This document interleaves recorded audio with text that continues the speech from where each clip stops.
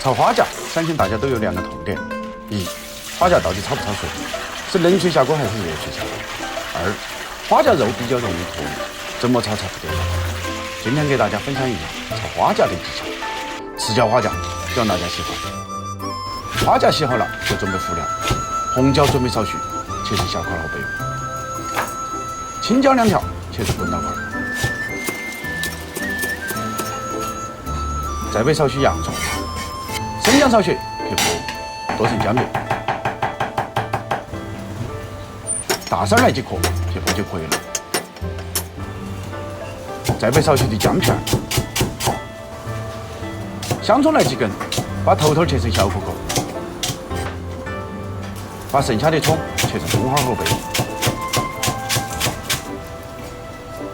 准备10几颗豆豉，再调入少许豆瓣酱。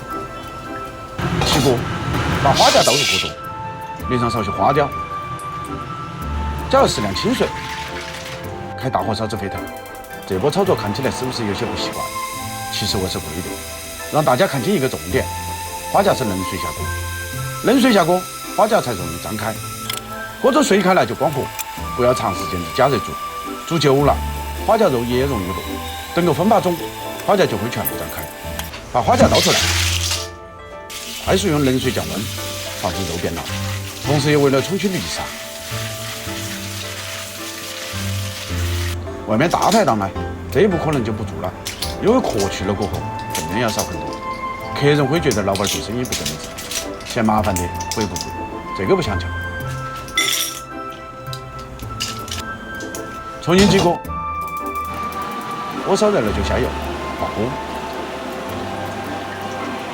把辅料倒入锅中，快速过一遍油，使其更深。捞出辅料，把油倒出来，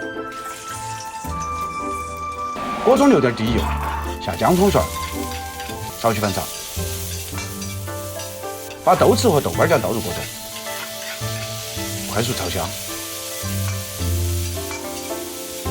淋上少许花椒，提出香味。锅中加入适量清水，调入盐、白糖、鸡精、味精、胡椒面、蚝油、生抽，一起搅拌均匀。等锅中水开了，就把花甲和辅料倒入锅中，用炒勺轻轻推匀。注意，这一步的动作是推，不是翻炒。翻炒的动作太大，稍稍不注意，肉就掉了。等锅中汤汁快干了，就勾入少许的薄芡，大火收汁。